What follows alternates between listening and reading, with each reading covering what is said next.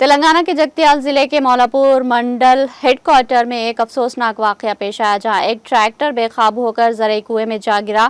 तफसीलात के मुताबिक मौलापुर गांव से ताल्लुक रखने वाले 61 साल ट्रैक्टर ड्राइवर चिन्ना पेदुलू रोजाना की तरह खेत में हल चलाने का काम कर रहा था। वो ट्रैक्टर को रिवर्स करते वक्त हादसाती तौर पर काबू खो बैठा, जिसके नतीजे में ट्रैक्टर समेत जरिए कुएं में जा गिरा और पानी में गर्क हो गया। इसकी बीवी की शिकायत पर पुलिस ने मुकदमा दर्ज करके जांच शुरू कर दी।